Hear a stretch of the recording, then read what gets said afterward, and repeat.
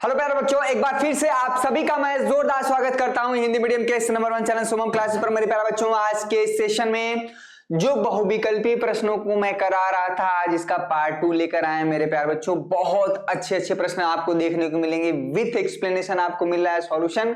ये नहीं कि क्वेश्चन मैंने देखा और मेरे पास यहाँ पर ऑप्शन विकल्प मौजूद है, मैंने ऑप्शन लगाया और आगे बढ़ते गए, ऑप्शन लगाया आगे बढ़ते गए, ऐसा नहीं। किसी क्वेश्चन का आपको विथ एक्सप्लेनेशन आंसर मिल रहा है, जो विकल्प सही है वो क्यों सही है और जो विकल्प नहीं सही है वो क्यों सही नहीं है, क्या क्या उससे रिलेटेड सवाल और भी बन सकते हैं, वो सारे सवालों को मैं डिस्कस कर रहा हूं। आप ये मत समझिएगा कि मैंने 10 क्वेश्चन सॉल्व किया, आप ये समझिए कि आपने 10 प्रकार के मेथड को सीखा, 10 टाइप की चीजों को सीखा। चलिए यहां पर आज पार्ट सेकंड की बात कर रहे हैं बच्चा। यहां पर अगर 70 में 70 लाना चाह रहे हैं ना, जुड़ जाइए शुभम क्लासेस से। आप जो है भैया, ये सिर्फ आप ना बहुविकल्पी प्रश्न जो हम करा रहे हैं, लगभग मेरे पास 100 क्वेश्चन से ज्यादा है। अगर आप एटलीस्ट 100 क्वेश्चन कर ले जाते हैं ना, तो आपका जो है बहुविकल्पी प्रश्न तैयार हो जाएगा। आप सभी को पता है कि 20 क्वेश्चन आ रहे हैं, 20 क्वेश्चन एमसीक्यू के आ रहे हैं। इसके बाद जो नेक्स्ट लेक्चर होगा बेटा, वो हमारा होगा लॉन्ग क्वेश्चन का। आप सभी को पता है कि लॉन्ग क्वेश्चन 3 करना है, यानी एक प्रश्न 3 अंक का होता है, 6 18। ये सभी बच्चे आज के सेशन में भाई 500 का लाइक, सेशन खत्म होते होते हमने 500 प्लस का लाइक का टारगेट रखा। आई होप आप जरूर कर देंगे। सभी बच्चे एक बार से रिक्वेस्ट करता हूं, 27 तारीख को पेपर है, आप सभी का रेडी है? सभी बच्चे कमेंट करके बताएं कि हाँ सर हम रेडी हैं। अगर नहीं तैयारी है, कितना % तैयारी है, अभी कितना बाकी है, क्या घबराहट हो रही है, क्या आपकी स्टडी से चली, जरा कमेंट करके बताएं, जरा हम भी समझ पाए। चलिए, एक बहुत बच्चों ने कमेंट किया था कि सर क्वेश्चन नंबर 25 करा दीजिएगा, मैं उसी से आगे कराऊंगा। ठीक है, बहुत बच्चों का कमेंट हमने देखा था। ठीक है, 25 क्वेश्चन, तो 25 क्वेश्चन बहुत लल्लन टॉप प्रश्न था, मैं इसको करा दे रहा हूं। चलिए, इसको मैं करा दे रहा हूं 25 क्वेश्चन। बहुत बच्चों का कमेंट आया था भाई, बहुत बच्चों का कमेंट आया था, इसका सॉल्यूशन देखेंगे। ठीक है, आपके सामने बहुत अच्छा प्रश्न है, मजा आ जाएगा। इसको सवाल को अगर हल करेंगे तो आपको अच्छा लगेगा कि कुछ चीजें आप सीख रहे हैं यहाँ पर। 25, ठीक है, रेडी है सभी बच्चे? बोलिए भाई। चलिए, कह रहा है कि समुद्र के किनारे स्थित किसी पहाड़ी से देखने पर एक नाव जो कि पहाड़ी की ओर आ रही है, जा रही है, अनुमान कोण 30 डिग्री का। देखिए बेटा, पहाड़ी क्या है, पहाड़ी को आप क्या करेंगे, देखिए कुछ इस तरह से। ठीक है, ये समुद्र का, मान लीजिए समुद्र है, पहाड़ी क्या है, ऊंचा होगा, तो हम पूरा पहाड़ थोड़ा बनाएंगे। मान लेते हैं भाई पहाड़ कितना है, मान लीजिए पहाड़ है हमारा AB और ये समुद्र में है। ठीक है, और इधर कहीं नाव है। ठीक है बेटा, ये यहां पर कहीं नाव है, तो ये जो है मान लीजिए AB पॉइंट C पर नाव है। ठीक है, तो ये जो नाव है इस पहाड़ी की तरफ क्या है, आगे बढ़ रही है। ठीक है, कह रहा समुद्र के किनारे स्थित किसी पहाड़ी से, ये समुद्र का किनारा है, समुद्र के किनारे पे मान लीजिए AB क्या है, एक पहाड़ी है। समझिएगा, अगर आपको ये 2 नंबर का आ गया प्रश्न, 4 नंबर का आ गया, सॉल्व करने वाला आ गया, तो कैसे करेंगे? माना पहाड़ी क्या भैया, माना AB क्या है, इसको थोड़ा समझ लीजिए। AB पहाड़ी है, अगर ये क्वेश्चन बहुविकल्पी का ना होके लॉन्ग क्वेश्चन पहाड़ी है। ठीक है, इसको समझिएगा। कह रहा है कि हाँ, देखने पर एक नाव जो कि पहाड़ी की ओर जा रही है, अनुमान कोण 30 डिग्री। किसी समय ये नाव मान लीजिए यहां से चलते चलते चलते यहां पर है, तो यहां से ठीक है कोई बिंदु B पर, यानी पहाड़ी की चोटी पर बैठ के क्या कर रहा है, इस नाव को देख रहा है भैया। तो यहां पर जो उन्नयन कोण बन रहा है, यहां पर आप सभी को पता है कि अनुमान कोण हमेशा जो है, अनुमान कोण ऊपर से नीचे की तरफ देखने पे बनता है भैया। तो ये हो गया ये 30 डिग्री, इसमें कोई समस्या नहीं, 30 डिग्री है। ठीक है, 4 मिनट बाद उसका अनुमान कोण 60 डिग्री हो जाता है। अच्छा, ये 60 डिग्री हो जाता है अनुमान कोण, ये आगे बढ़ेगा तो एंगल तो और घटेगा। 1 minute 1 minute 1 minute 1 minute 1 minute. ठीक है, ठीक है बेटा, अनुमान कोण 60 डिग्री हो जाता है। ये चीज जो पहाड़ी की ओर जा रही है, पहाड़ी की ओर जा रही है, अनुमान कोण 30 डिग्री है। 4 मिनट बाद उसका अनुमान कोण 60 डिग्री का हो जाता है। उसे किनारे तक पहुंचने में कुल कितना समय होगा, कि ये चीज आपको समझना पड़ेगा। इसमें कुछ और दिया नहीं है जानकारी। ठीक है, 30 डिग्री है, 4 मिनट बाद उसका अनुमान कोण 60 डिग्री हो जाता है। कुछ ना कुछ मिस्टेक है, इसकी हाइट भी नहीं दिया है। अच्छा, 4 मिनट बाद उसका अनुमान कोण 60 डिग्री हो जाता है। ठीक है, क्लियर हो बेटा? क्वेश्चन में और हाइट वाइट कुछ दिया ही नहीं है। इसको एक बार देखना पड़ेगा। उस किनारे तक पहुंचने में कुल समय होगा, वही तो हम सोच रहे, पहाड़ी की ऊंचाई। इस क्वेश्चन को थोड़ा सा मैं देखता हूं, अभी कुछ ना कुछ गड़बड़ जरूर होगा। इस क्वेश्चन का भी होल्ड करते हैं, ठीक है, अभी होल्ड करते हैं, नेक्स्ट क्वेश्चन देखेंगे अभी, क्योंकि उसमें एक जानकारी और होनी चाहिए। ठीक है, ये क्वेश्चन तो हो गया बेटा, ये क्वेश्चन हो गया है, ये क्वेश्चन हो गया है, ये भी क्वेश्चन हो गया है, यहां पर यहां तक भी हो गया 30, 30, 31, मैं 25 अभी देख रहा हूं, कुछ ना कुछ गड़बड़, इसीलिए सारे बच्चे कमेंट किए थे। ये वाला को देखेंगे बेटा, क्वेश्चन नंबर 31, 30 तक हो गया था, मुझे याद है 30 तक हो गया था, इसका सॉल्यूशन बताएंगे। सभी बच्चे कमेंट करके बताएं भाई। कह रहा है यदि एक वृत्त का क्षेत्रफल और परिधि संख्यात्मक रूप से समान है तो उस वृत्त की त्रिज्या क्या होगी। कुछ प्रश्न आपको आसान भी मिलते हैं, कुछ प्रश्न आपको कठिन भी मिलते हैं। सारे ही प्रश्न कठिन नहीं होंगे, हर प्रकार के बच्चे बोर्ड एग्जाम में बैठते हैं, ये नहीं कि सारे के सारे टॉपर्स ही होते हैं। कह रहा है एक वृत्त का जो क्षेत्रफल है, अगर भैया एक वृत्त मान लेंगे, वृत्त का यहाँ पर केंद्र वो मान लेते हैं, इसकी त्रिज्या अगर r है, इसकी त्रिज्या अगर r है, ठीक है, तो इसका जो क्षेत्रफल होगा, अगर इसका क्षेत्रफल अगर हम देखें पाई r स्क्वायर, और इसका जो परिधि संख्यात्मक रूप से यानी न्यूमेरिकली कितना भैया बराबर है, तो क्या पूछ रहा है, तो उस वृत्त की त्रिज्या क्या होगी, कुछ नहीं, पाई से पाई कट जाएगा, एक r से r काट देंगे तो r का मान कितना आ गया 2, ठीक है, तो उसका r का मान क्या होगा, उस वृत्त की त्रिज्या क्या हो जाएगी भाई 2 यूनिट होगी। अब यहां पर अगर r, ठीक है, क्षेत्रफल अगर सेंटीमीटर में दिया है, ठीक है, तो r जो है सेंटीमीटर में आएगा। अगर भैया अगर ये मीटर स्क्वायर में दिया है, मीटर स्क्वायर में क्षेत्रफल दिया है, तो ये r क्या है मीटर, तो ये यूनिट हमारा क्या है 2 यूनिट। अगर हमें इसी प्रश्न में अगर आपको थोड़ा सा परेशान करना है ना, तो आपको झटके से बोल देगा कि व्यास क्या होगा, ठीक है, व्यास क्या होगा। व्यास आप सभी को पता है डायमीटर का 2 टाइम्स होता है, अगर रेडियस जो व्यास होता है वो रेडियस का 2 टाइम्स होता है, तो यहाँ पर रेडियस कितना है भैया 2, तो यहाँ पर फाइनली आंसर आ जाएगा 4। एक मिनट बच्चा, ठीक है, ये हमारा आ जाएगा 4, और इसी में आप ध्यान नहीं देंगे, आंसर 2 लगा के चले आ जाएंगे, और आपका 4 यूनिट भी दिया है, तो ध्यान देना है। आपका त्रिज्या पूछ रहा है कि व्यास पूछ रहा है, छोटे छोटे प्रश्नों में आप बड़ा मिस्टेक करते हैं, ठीक है। अगर इसी में व्यास पूछा रहेगा तो आप 2 लगा के चले आएंगे, ठीक है, तो व्यास आपको क्या करना पड़ेगा 2। नेक्स्ट क्वेश्चन की तरफ चलेंगे। ये भी क्वेश्चन कई बार पूछा गया है, आप एक ही क्वेश्चन को 10 बार लगाइए, कोई फर्क नहीं पड़ता है, उतना आपका प्रैक्टिस फार्मूला अनुभव बढ़ता जाएगा।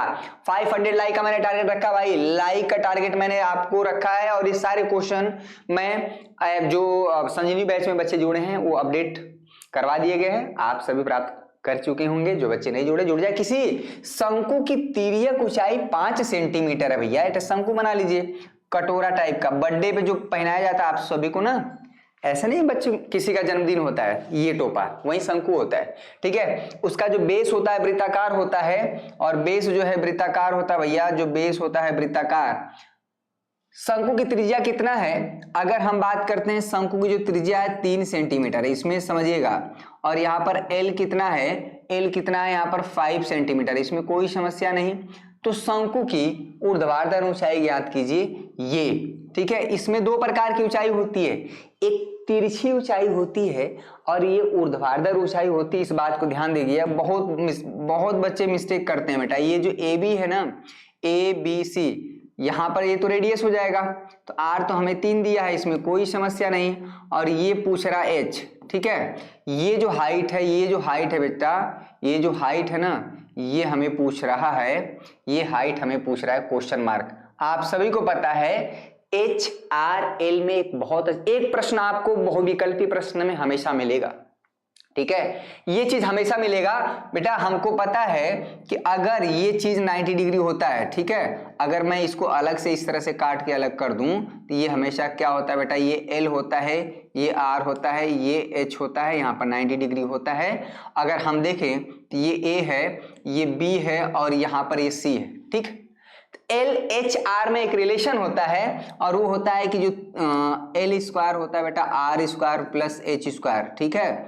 इसमें आपको L बराबर क्या हो जाएगा, √R square plus H square, ये भी हो सकता है। या अगर ये नहीं पूछ सकता है तो कभी कभी हमको डिपेंड करता है कि 2 वैल्यू दिया रहेगा, L R H 3 unknown quantity है, और 3 में अगर 2 दिया है बेटा, तो आप क्या कर सकते हैं, तीसरा इस हेल्प से निकाल सकते हैं, और यकीनन आपको L हमें 5 दिया है, R हमें 3 दिया है, तो H इस रिलेशन से निकाल सकते हैं। इसको नोट कर लीजिएगा। सिर्फ आपको सवाल ही नहीं हल करा रहे हैं, बार बार मैं कह रहा हूं, उसका एक्सप्लेनेशन, बल्कि उसका विस्तार पूर्वक एक्सप्लेनेशन में मिल रहा है। L R H में एक अच्छा रिलेशन आपको देखने को मिल रहा है। L का मान कितना भैया 5 है, तो यहाँ पर 5 का स्क्वायर हो जाएगा। इसको आप कोई भी सॉल्व कर लेगा, छोटा बच्चा भी कर लेगा, ठीक है। R कितना है, R की जगह 3 रखेंगे, यहाँ पर 3 का स्क्वायर हो जाएगा, और H स्क्वायर हो जाएगा यहाँ पर H स्क्वायर, ठीक है। ये हो जाएगा 25, 3 तरीके यहाँ पर 9 हो जाएगा, माइनस H स्क्वायर, अरे प्लस H स्क्वायर।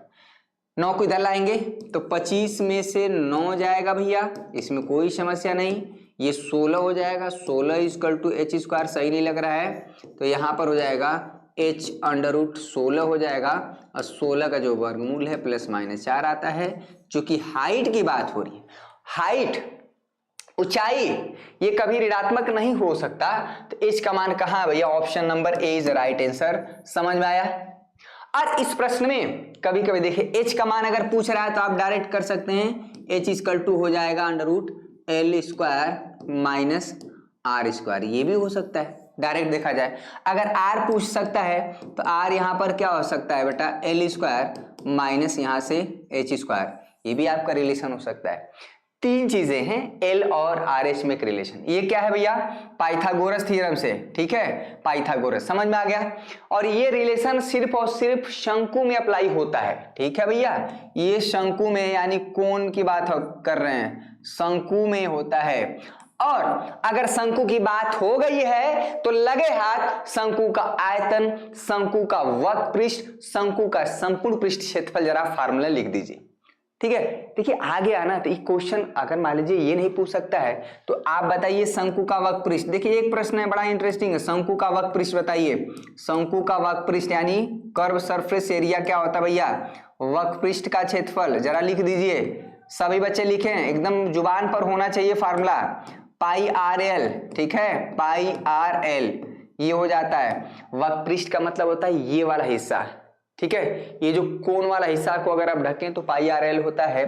शंकु का, ठीक है, शंकु का यहाँ पर संपूर्ण पृष्ठीय क्षेत्रफल क्या होता है भाई, संपूर्ण पृष्ठीय क्षेत्रफल, संपूर्ण पृष्ठीय क्षेत्रफल पूरा का पूरा निचोड़ के रख देंगे भैया। पृष्ठीय क्षेत्रफल क्या हो जाएगा, यहाँ पर ये पाई आर एल तो रहेगा ही रहेगा, साथ में ये वाला भी हिस्सा कवर हो जाता है, यानी अगर आपको पूरा ढकना है तो इसका जो क्षेत्रफल हो जाएगा पाई आर स्क्वायर हो जाएगा, ठीक है। शंकु का आयतन भी बता दीजिए, शंकु का आयतन, आयतन यानी वॉल्यूम की बात कर रहे हैं, आयतन क्या हो जाता है भाई 1/3 इंटू यहाँ पर हो जाता है पाई आर स्क्वायर एच। और ये शंकु की बात आई तो शंकु का ये पूरा डिटेल रहा, मैंने आपको करा दिया। एक क्वेश्चन आप मत समझिए, मतलब इसमें जो भी चीजें आएंगी बाद में प्रश्न यूज होगा, सामने आ गया मैंने बता दिया भाई। नेक्स्ट क्वेश्चन की तरफ चलेंगे। द्विघात समीकरण का विविध कर ज्ञात करिए। इसमें कोई ज्यादा जान नहीं है, विविध कर आप सभी को पता है, डी का जो मान होता है, विविध कर हो गया ना। विविध कर बड़ी काम की चीज है भैया, इसको हल्के मत लीजिएगा, विविध कर बड़ी काम की चीज है, ठीक है। ये है बेटा बी स्क्वायर माइनस 4ac, ठीक है, ये तो निकाल ही लेंगे विविध कर, ये मैं नहीं कराऊंगा, कई बार हो गया। d equal to B square minus 4c, a का मान क्या है 3 है, x का गुणांक है -6, c का मान यहाँ पर 4 है। नेक्स्ट क्वेश्चन की तरफ चलेंगे, बहुत ज्यादा इसमें ज्यादा दिमाग लगाने की जरूरत नहीं। ये क्वेश्चन देखिए बहुत अच्छा है, बहुत ही अच्छा प्रश्न है बेटा, बहुत ही अच्छा प्रश्न है, क्वेश्चन नंबर 34, ठीक है, समझ में आ रहा है। इसके बाद हम लॉन्ग क्वेश्चन कराएंगे, बहुविकल्पी, फिर लॉन्ग, उसके बाद 4 नंबर, उसके बाद 2 नंबर, ठीक है। मजा आ रहा, समझ में आ रहा है भाई। कह रहा है कि एक लंब वृत्तीय, देखिए यहां पर ध्यान देना है, ये बेलन है, बेलन है के आधार का जो क्षेत्रफल है 100 वर्ग सेंटीमीटर है भैया।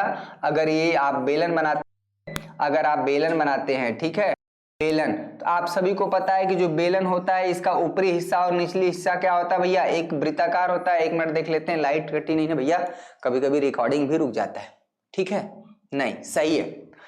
जो बेलन होता है इसका जो ऊपरी हिस्सा होता है वो सर्किल होता है, और उतना ही जितना त्रिज्या का सर्किल यानी वृत्त ऊपर होता है उतनी ही त्रिज्या का नीचे होता है, भले यहाँ पर बनाने में अलग अलग दिख रहा हो। अगर इसकी त्रिज्या r है बेटा, अगर इसकी त्रिज्या r समझिएगा, ठीक है, ये a है, यहाँ पर b है, इसकी त्रिज्या अगर r है, इसकी त्रिज्या r है तो ऊपर भी r ही होगी। हाँ, कह रहा उसकी ऊंचाई 4.7 सेंटीमीटर है तो इसका आयतन होगा, आयतन पूछा, देखिए आ गया। अगर इसकी ऊंचाई, किसकी ऊंचाई भैया, अगर बेलन की बात हो रही तो बेलन की ऊंचाई, इसमें लिखा उसकी ऊंचाई, किसकी ऊंचाई, तो बेलन की बात हो रही तो बेलन की ऊंचाई होगी, तो यहां पर हो जाएगा 4.7 सेंटीमीटर और इसमें सिर्फ एक ही ऊंचाई होती है भाई, ठीक है। इसमें शंकु में तिर्यक ऊंचाई भी होता है, तिरछी ऊंचाई, जिसको लेटेंट हाइट बोलते हैं, ठीक है। इसमें सिर्फ एक ही हाइट होता है, ये वाली, ठीक है, ये वाली हाइट इसको बोले चाहे एक ही इसको बोले, एक ही बात हुआ, इसमें कोई समस्या नहीं, इसमें कोई समस्या नहीं भैया, ठीक है। तो अब देखिए इसमें हमें क्या दिया है, इसका आयतन आपको पता है बेटा, बेलन का आयतन, फार्मूला बताइए, बेलन का आयतन, क्वेश्चन पे ना जाए, देखिए आपका आदत बना होता है ना कि क्वेश्चन में जल्दी से सॉल्व हो जाए, आंसर हम विकल्प लगा दे, काम कर, इस प्रश्न की गहराई में जाएं और इससे रिलेटेड अन्य सवाल क्या बन सकता है। आपको सभी को पता भैया कि बेलन का जो आयतन है, जो बेलन का आयतन का फार्मूला है, क्या होता है, बेलन का आयतन का जो फार्मूला है v, यहां पर हो जाता है पाई r स्क्वायर h, ठीक है, ये होता है। और यकीन मानिए अगर इसमें 1/3 लगा देते हैं तो शंकु कहा जाता है, देखिए पाई r स्क्वायर h यहां पर है, तो अगर इसमें 1/3 का मल्टीप्लाई कर देते हैं तो ये शंकु कहा जाता है। तो शंकु और बेलन में बस यही आपको अंतर देखने को मिलेगा, ठीक है। तो ये तो फार्मूला हो गया पाई r स्क्वायर h, ठीक है बेटा। तो इसमें कह रहा है कि हमें त्रिज्या नहीं पता है ना, लेकिन इसके आधार का क्षेत्रफल पता है, यानी ये वाला आधार का जो क्षेत्रफल होता है वो वृत्त होता है, यानी कहीं ना कहीं प्रश्न में बोला है कि वृत्त का क्षेत्रफल, ठीक है। इसका मतलब हमको ये दिया है बेटा, यानी पाई r स्क्वायर हमको दिया है कितना, 100, ठीक है, 100 दिया है, बस हो गया। ये जो हमें दिया है ये डायरेक्ट कहीं ना कहीं हमको पाई r स्क्वायर, ये जो निचला वाला हिस्सा होता है यही तो पाई r स्क्वायर है, ये वृत्त होता है और वृत्त का क्षेत्रफल दिया है, यानी कहीं ना कहीं पाई r स्क्वायर की वैल्यू दिया है और h दिया है 4.7। और बताइए जो आयतन का फार्मूला साफ साफ दिख रहा है यहाँ पर, जो हमें v है तो इसमें नहीं है, पाई r स्क्वायर इंटू h, बस निकाल दें, हो तो गया। आयतन का फार्मूला क्या, पाई r स्क्वायर हमको डायरेक्ट दिया, हमको रेडियस अलग से नहीं निकालना है, इंटू h क्या है भाई 4.7, अगर आप मल्टीप्लाई कर देंगे 47, 2 0 है यहाँ पर, एक 0 यहाँ पर लगा देंगे तो ये हो जाएगा 470 सेंटीमीटर, बस हो गया, सेंटीमीटर क्यूब हो जाएगा, आयतन की बात कर रहे हैं ना, सेंटीमीटर क्यूब हो जाएगा, 470 centimetre cube, option A is the right answer, ठीक है। चलिए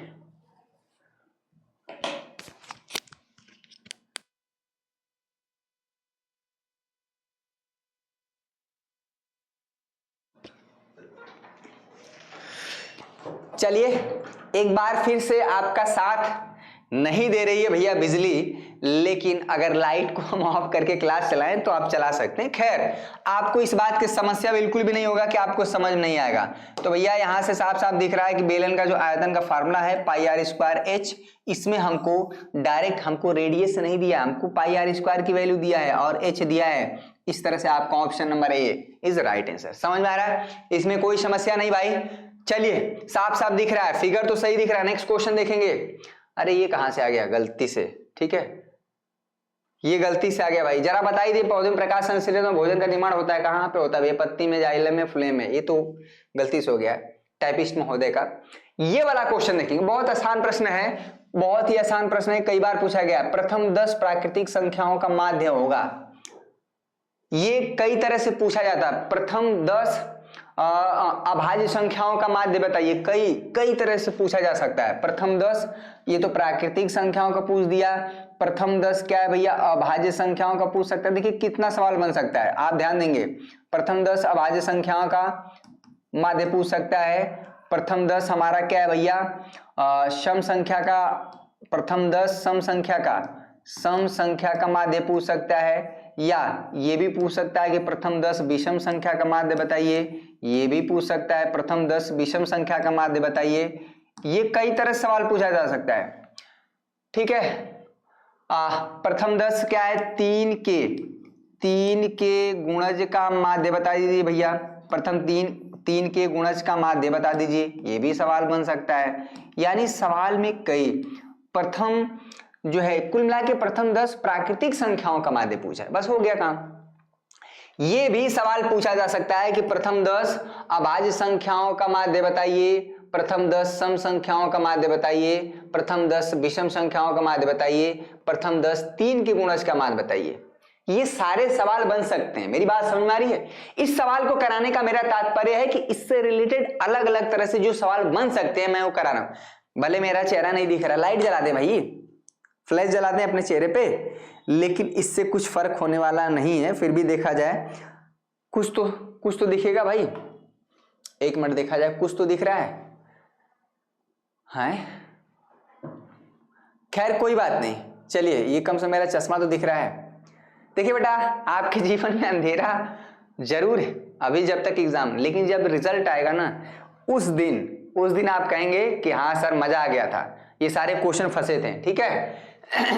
कह रहा प्रथम 10 प्राकृतिक संख्याओं का माध्य, तो प्रथम 10 प्राकृतिक संख्याएं क्या हो सकती है भैया? ये हो सकता है 1 है, 2 है, +3 है, 4 है, 5 है, ठीक है, +6 है, +7 है, +8 है, +9 है और +10 है। यहाँ पर टोटल संख्याएं कितनी होंगी? 10।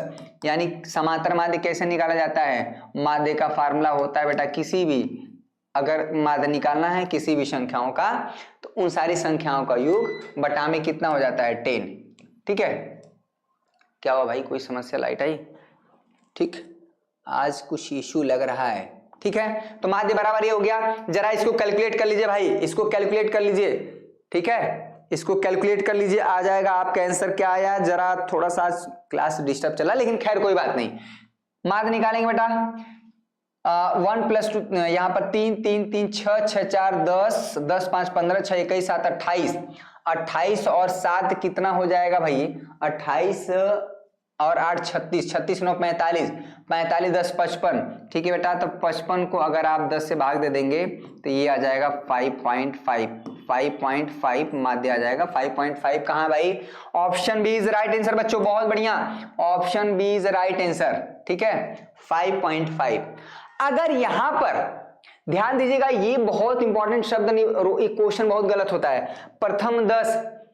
प्रथम 10 पूर्ण संख्या का माध्य पूछ दे। ठीक है, पूर्ण संख्या, प्रथम 10 पूर्ण संख्या का भाई, प्रथम 10। ठीक है, ये रेड कलर दिख रहा है भैया, प्रथम 10 जो है पूर्ण संख्याओं का। ठीक है, पूर्ण संख्याओं का माध्य पूछ दे, संख्याओं का माध्य पूछ दे, क्या बताएंगे भैया? ठीक है, पूर्ण संख्याओं का जो माध्य हो जाएगा यानी होल नंबर क्या हो जाएगा?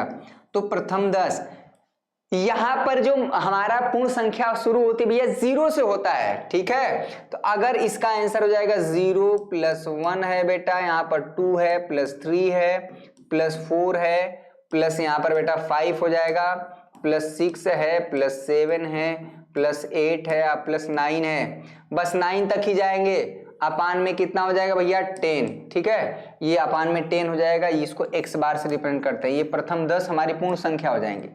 पूर्ण संख्या 0 से प्रारंभ होता है, इसको समझिएगा। 0 + 1 + 2 + 3 यहाँ तक 9 तक, अपान में 10, ये चीज आपको देखने को मिलेगा। क्लियर हुआ? तो ये आपका आंसर हो जाएगा। तो यहां पर सवाल क्या, मैं बार बार कह रहा हूं कि एक सवाल नहीं आपको हम करा रहे हैं, उससे रिलेटेड कई सवाल आपको देखने को मिल रहे हैं। समझ में आ रहा है? मजा आ रहा है भाई? जो बच्चे संजीवनी बैच से नहीं जुड़े हैं अभी तक जुड़ जाएं, क्योंकि बहुत जबरदस्त रिस्पांस मिल रहा है भाई। यहाँ पर हजारों की संख्या में बच्चे जुड़ रहे हैं हमारे साथ, और यहाँ पर संजीवनी बैच में तो फर्स्ट डिवीजन आ ही जाएगा, इसका चिंता मत करिए। फर्स्ट डिवीजन, अगर आप मेरा क्लास पूरा देखे हैं, मेरी थियरी को पढ़े हैं, मैंने जिस तरह से क्वेश्चन सॉल्व कराए, अगर उस तरह के क्वेश्चन को सॉल्व किए हैं, तो फर्स्ट डिवीजन आपका तो एकदम आना ही आना है। इसको कोई रोक नहीं सकता। लेकिन आप 60% के लिए थोड़ा पढ़ रहे हैं, 61% के लिए थोड़ा पढ़ रहे हैं। आप पढ़ रहे हैं कि भैया थोड़ा बेहतर नंबर आ जाए, उसके लिए हमने टॉप 100 क्वेश्चन सेलेक्ट किया। भैया अगर आप एक क्वेश्चन 100 कर लिए तो काम बन जाएगा। अनसॉल्व पेपर मैं करा ही रहा हूं, यहाँ पर 3 गेस्ट पेपर भी आपको मिलेगा, PYQ साथ में स्पेशल ट्रिक के साथ, शुरुआत के छात्रों के लिए भैया मात्र 499 रुपए में। बहुत बड़ी फीस नहीं है, 2 महीने की रिचार्ज जियो की रिचार्ज से भी कम है आपके इस पढ़ाई के खर्च संजीवनी बैच का। ठीक है, ऐसा मौका आप दोबारा नहीं मिलेगा। और ये भैया बैच आपका एग्जाम तक लगा रहेगा, और एग्जाम के बाद तो वैसे भी कोई नहीं देखता है, क्योंकि आप 10th के बाद 11th में जाएंगे। ठीक है, बहुत बढ़िया।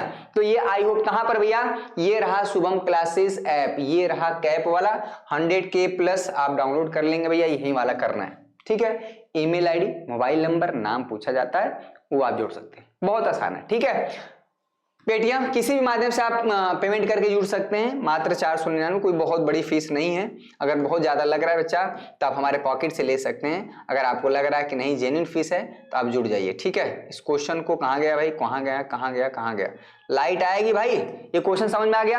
ये कई तरह से पूछा जा सकता है। चलिए, प्रथम 10 अभाज्य संख्याओं का जरा माध्य बता दीजिए भाई, प्रथम 10 अभाज्य संख्याओं का। तो भैया प्रथम 10 अभाज्य संख्याएं, सबसे छोटी अभाज्य संख्या यानी प्राइम नंबर की बात हो रही है, 2 है, यहाँ पर 3 है, यहाँ पर 5 है, 6 नहीं होगा, यहाँ पर 7 हो जाएगा, 8 9 भी नहीं है, 10 भी नहीं है, 11 हो जाएगा, 11 हो जाएगा बेटा, यहाँ पर 13 है, 14 15 16, यहाँ पर हो जाएगा बेटा 17, यहाँ पर है 18 19 हो जाएगा, 19 20 21 22, यहाँ पर हो जाएगा बेटा 23। कितना हुआ भाई, 1 2 3 4 5 6 7 8 9, यहाँ पर हो जाएगा 24 25 26 27 28, यहाँ पर हो जाएगा 29। ये हो जाएगा प्रथम 10 अगर अभाज्य संख्याओं का हमें अगर समांतर माध्य निकालना हो तो ये आपका निकल के आएगा। ठीक है, ये जो भी आप कैलकुलेट कर लेंगे। तो सवाल क्या पूछ रहा है, इस बात पे ध्यान देना है। प्रथम 10 अभाज्य संख्याओं का प्रथम 10, इसमें प्रथम शब्द जोड़ा है, यानी शुरुआत से लेके चलना है। ठीक है, नेक्स्ट क्वेश्चन की तरफ चलेंगे, एकदम निचोड़ के रख देना भाई। आंकड़ों 2 8 4 की माध्यिका ज्ञात, किसी में कितने बच्चे गड़बड़ा जाते हैं, बहुत बच्चे गड़बड़ा जाते हैं। कितने बच्चों का जवाब 4 आया है। ठीक है, देखिए क्वेश्चन बड़ा आसान है, लेकिन झटके से तुरंत गलत हो जाएगा। ठीक, दिख नहीं रहे ना, दिख नहीं रहे भाई ना, अंधेरे में काम चलाना है। ठीक है, यही अंधेरा एक दिन रोशनी बन के चमकेगा आपके जीवन में, और आपने सेशन देखा। ठीक है, मेरा एक्सप्लेनेशन, मेरी आवाज जा रही है ना। यहां पर कह रहा है माध्यिका, ध्यान दीजिएगा, पूछ क्या रहा है भैया, माध्यिका पूछ रहा है। माध्यिका का मतलब होता है कौन सा नंबर बीचों बीच में है। माध्यिका का मतलब होता है कौन सा नंबर बीच में है, अगर हम इंग्लिश में बात करते हैं मीडियन। मीडियन का मतलब होता है कौन सा नंबर यहाँ पर बीचों बीच है। ठीक है, तो यहाँ पर है, तो इस तरह से कितने बच्चों कहेगा सर बीच में तो 4 है, option A is right answer, और जितना आपने राइट सोचा उतना ही ये रॉन्ग हो गया। चलिए, ये नहीं होगा। हाँ, माध्यिका का मतलब होता ही है कि बीचों बीच में, लेकिन ये तब जब हमारा आंकड़ा क्या है, आरोही क्रम। ठीक है, आरोही। ठीक है, आरोही का मतलब होता है बढ़ते हुए क्रम में या अवरोही, आरोही क्रम में। ठीक है बेटा, आरोही क्रम में अरेंज कर लीजिए, या अगर आप आरोही नहीं कर रहे हैं तो अवरोही कर लीजिए, यानी घटते हुए क्रम में। ठीक है, घटते हुए क्रम में, अवरोही क्रम में आप कर लीजिए, ये आपका हो जाएगा। ठीक है, आरोही क्रम या अवरोही क्रम में अरेंज कर लीजिए। तो हम बढ़ते हुए क्रम में कर लेते हैं। सबसे छोटा क्या है, 2 है, उसके बाद क्या है, 4 है। ठीक है, उसके बाद 4 है बेटा, उसके बाद 5 है, उसके बाद 6 है, उसके बाद क्या है, 8 है। अब देखिए बीचों बीच कौन आ रहा है। डेटा को हम असेंडिंग ऑर्डर में कर देंगे, यानी बढ़ते हुए, उसके बाद हम देखेंगे बीचों बीच कौन है, यानी यहाँ पर बीचों बीच 5 है, तो option C is right answer, ना कि ये होगा। यही पर गड़बड़ी हो जाता है, छोटी छोटी जानकारी न होने की वजह से आपके जो हैं बहुविकल्पी प्रश्न क्या हो जाते हैं, गलत हो जाते हैं। डेटा को आरोही क्रम या अवरोही क्रम, इसको मतलब होता है भैया बढ़ते हुए क्रम में। ठीक है, बढ़ते हुए क्रम में हम क्या करते हैं, अरेंज करते हैं, या बढ़ते हुए क्रम नहीं तो इसको अगर आप घटते हुए भी क्रम में कर लेंगे तब भी वही बात होगा, घटते हुए। समझ में आ रहा है? सभी बच्चे एक बार वीडियो को लाइक कर देंगे भाई। अगर आप इसको घटते हुए क्रम में करेंगे, यानी सबसे पहले बड़ा नंबर लिखेंगे, अगर आप 8 लिखेंगे बेटा, यहाँ पर 6 लिखेंगे, उसके बाद 5 लिखेंगे, यहाँ पर 4 लिखेंगे, उसके बाद 2 लिखेंगे। अब भी अगर आप देखेंगे कि बीच में कौन हो रहा है तो 5 ही आएगा। ठीक है, तो इसमें आपको समझना है। क्लियर हुआ, समझ में आया? ठीक है, चलिए बहुत बढ़िया, नेक्स्ट क्वेश्चन की तरफ चलेंगे। अति सुंदर, 2 से 12 तक विषम संख्याओं का समांतर माध्य ज्ञात करिए। ये क्वेश्चन आपके लिए होमवर्क हो गया, फिर से वही काम। यहां पर ध्यान से लेना, 2 से, यानी 2 भी 2 से 12 तक अगर इसमें ध्यान से अगर आपने नहीं पढ़ा, अगर ये प्रश्न किया कि 2 और 12 के बीच विषम संख्याओं का समांतर माध्य ज्ञात करिए, तो सवाल अलग हो गया। और कह रहा है कि 2 से और 12 तक, यानी 12 भी लेना है और 2 भी लेना है, और ये कह दे कि 2 और 12 के बीच जितनी भी सारी विषम संख्याएं हैं उनका समांतर माध्य बताइए, तो वो सवाल अलग हो गया। ठीक है। अरे भैया 2 और 20, पहले तो बात विषम संख्या का होता है वह संख्या जो 2 से डिविजिबल नहीं है, 2 से विभाजित नहीं है। मेरा चेहरा भले नहीं पहचान में आ रहा होगा, लेकिन एक्सप्लेनेशन कंप्लीट आपको मिल रहा है। ठीक है। एक बार फ्लैश जला दे भाई, क्या किया जाए, एक बार फ्लैश जला दें, दिख रहा है यहां पर? चलिए, क्या पता दिख ही रहा हो, कुछ तो दिखेगा। ठीक है, कुछ तो दिखेगा भाई। Something is better than nothing. एक रूम में अगर अंधेरा है, अगर एक दिया जला दिया जाए तभी रोशनी बहुत हो जाती है। अपने चेहरे पे हमने फ्लैश जलाया हुआ, देखिए क्या होता है, कुछ तो दिख रहा होगा। विषम संख्या क्या बेटा यहाँ पर, यानी विषम संख्या, और सबसे बड़ी इंपॉर्टेंट है कि 2 क्या है, 2 विषम संख्या में नहीं काउंट करेंगे भैया। यहां पर है ये 3 हो जाएगा, 4 विषम संख्या नहीं है भैया, वह संख्या जो 5 हो जाएगा, 6। ठीक है, तो पहली बात हो जाएगा 3 हो जाएगा प्लस 5 हो जाएगा, 6 नहीं है 7 हो जाएगा। ठीक है बेटा, 8 नहीं होगा, यहाँ पर 9 हो जाएगा, बस 9 10 यहाँ पर हो जाएगा 11। इन्हीं का हमें क्या बताना है, समांतर माध्य। टोटल कितनी संख्या हो जाएगी, 1 2 3 4 5, यानी भागे 5, यही हमारा क्या हो जाएगा, माध्य। निकाल दीजिए भैया, निकाल दीजिए, क्या आएगा आंसर, फटाक से निकाल दीजिए। 11 9 20 7 27, 27 5 32 3, 35, 35 को यहाँ पर भाग दे देंगे भैया, 35 को आप 5 से भाग देंगे, यहाँ पर 7 आ जाएगा। 7 कहां पर है, option number D is right answer. Explanation के साथ आपको आंसर मिल रहा है। ठीक है, चलिए 12 नहीं होगा, 12 हमारा सम संख्या है। ठीक है, क्वेश्चन नंबर 38। कितने बच्चे ध्यान से नहीं पढ़ेंगे ना, 2 और 12 के बीच विषम, इसको नहीं पढ़ेंगे, विषम संख्या की बात कर रहा है, तुरंत एकदम दिमाग घुमा रहेगा। 2 ले लेंगे, 3 ले लेंगे, 4 ले लेंगे, 5 ले लेंगे।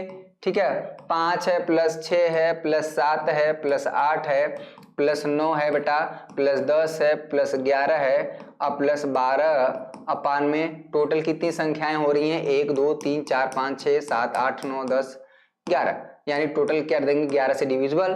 तो ये हमारा समांतर माध्य। ये चीज नहीं निकालना है, गलत है। ठीक है, नेक्स्ट क्वेश्चन की तरफ चलेंगे भाई। उस घटना जिसका घटित होना असंभव है की प्रायिकता होती है, जो घटनाएं घट ही नहीं सकती उसकी प्रायिकता हमेशा क्या होता है, उसकी प्रायिकता सदैव भैया 0 होता है। ठीक है बेटा, 0 होता है। मेरी बात सुन रही है, जो घटना घटित ही नहीं हो सकती है उसका, जैसे आप एक एग्जाम्पल बताइए जैसे आप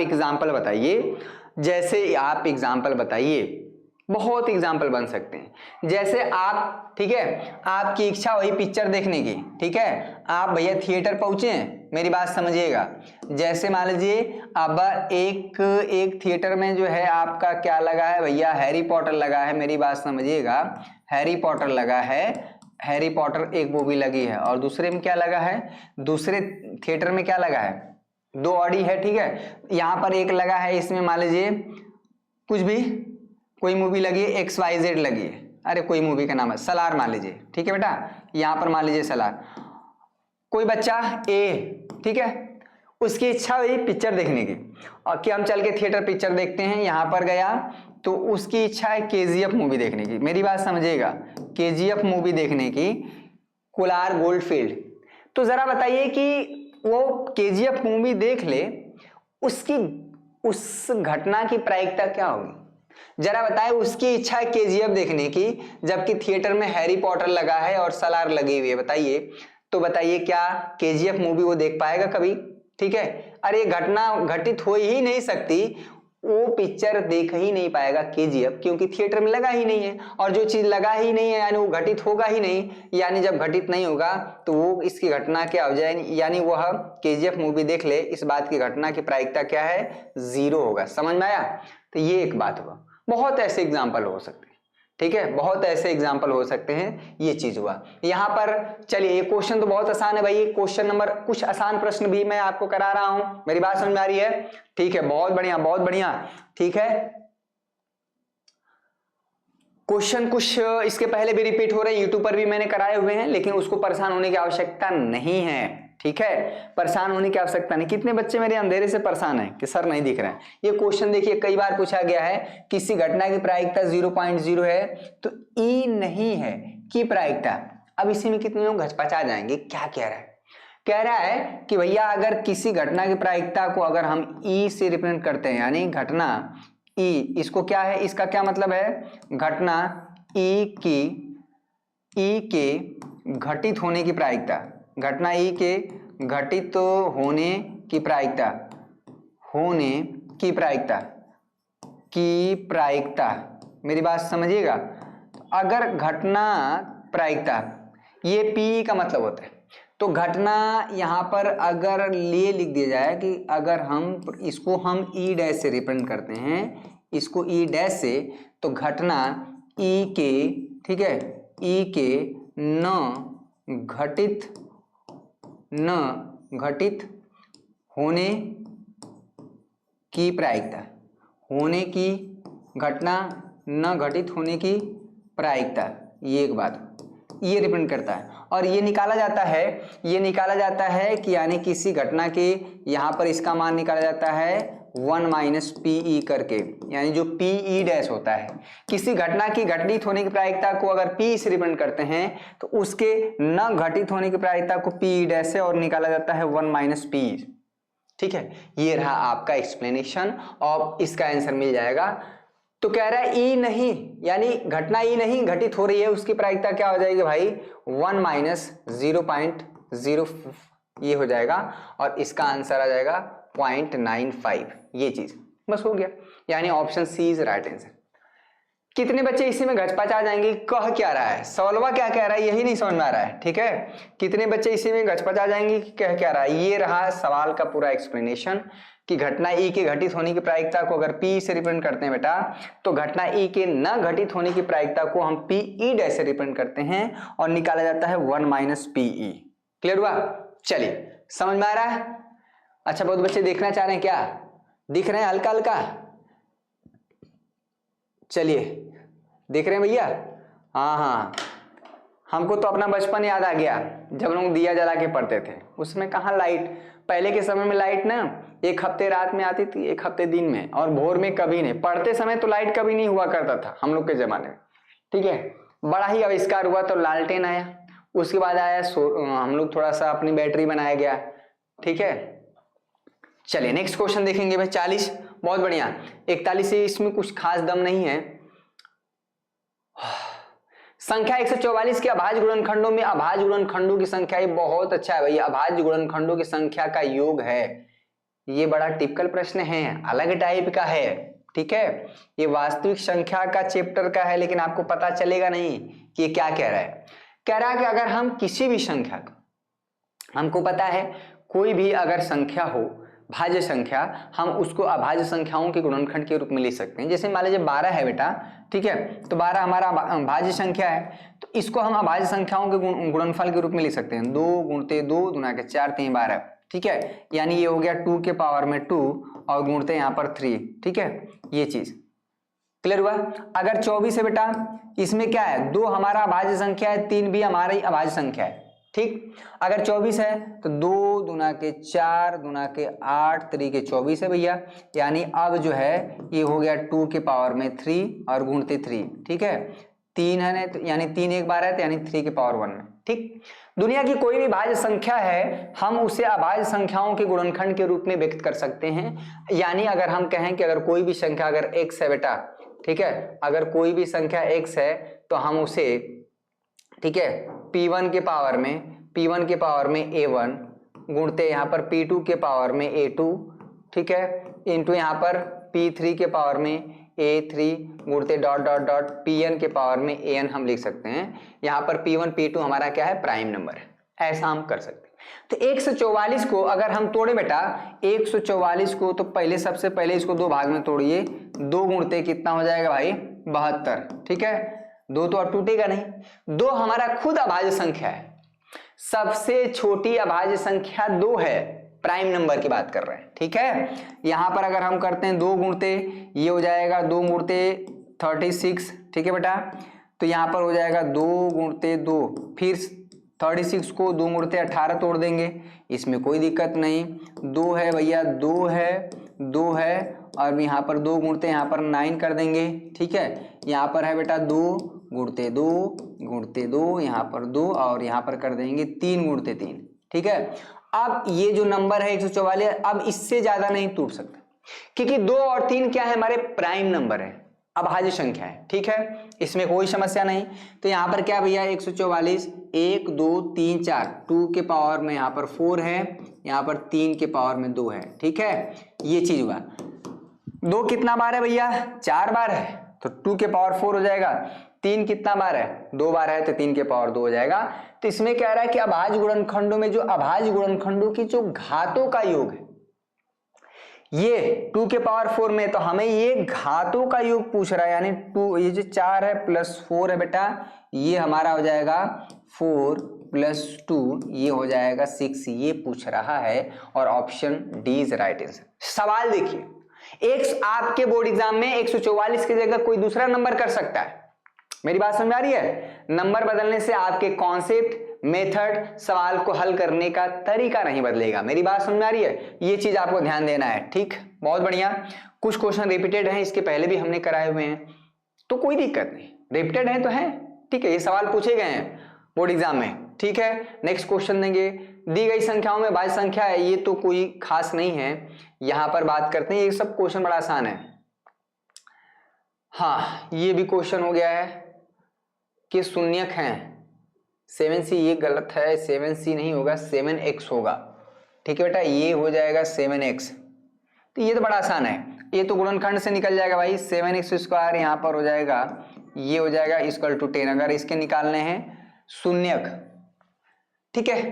एक तरीका है शून्य का मतलब है, तब भैया यहाँ पर इसके शून्यक बोल दे, शून्यक बोल दे, ठीक है। सभी बच्चे एक बार वीडियो को लाइक कर देंगे, बोल दें सभी बच्चे वीडियो को लाइक कर देंगे भाई, आपके जीवन में खुशी आ सके, उजाला आ सके, आपके माँ बाप के चेहरे पे वो खुशी दिखे, इसलिए मैं अंधेरे में पढ़ा रहा हूँ। क्लास अगर स्टार्ट हो गई है तो बंद नहीं होगी जब तक पूरा मतलब सारी कायनात मिलके क्यों ना बंद कर दें, तभी क्लास बंद हो सकती है, अदरवाइज हम अपनी इच्छा से नहीं बंद करेंगे। शून्यक बोलें या यहाँ पर अगर हम ये बोल दें बेटा शून्यक बोलें या मूल बोल दें, यहाँ पर एक ही बात, अगर फिलहाल यहाँ पर मीनिंग एक ही ले लीजिएगा, जीरोज बोलते हैं या यहाँ पर मूल बोलते हैं, यानी इंग्लिश में इसको रूट बोलते हैं, ठीक है भैया।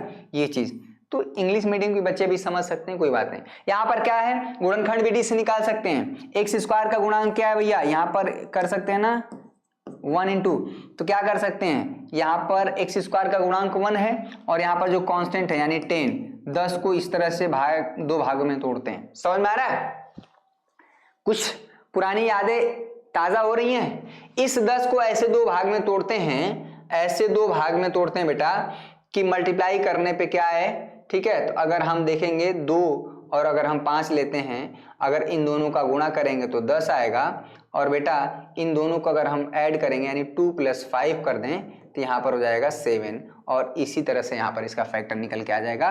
कितने बच्चों का आंसर आ गया भाई, ठीक है, -2 और -5 आएगा। ये चीज तो इसमें बहुत ज्यादा दिमाग लगाने की आवश्यकता नहीं थी, ये बहुत इजी प्रश्न था।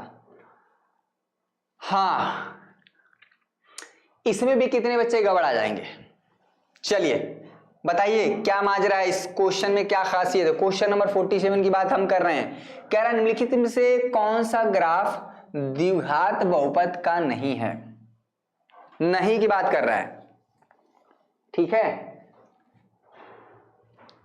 द्विघात बहुपद का नहीं है, ठीक है। चलिए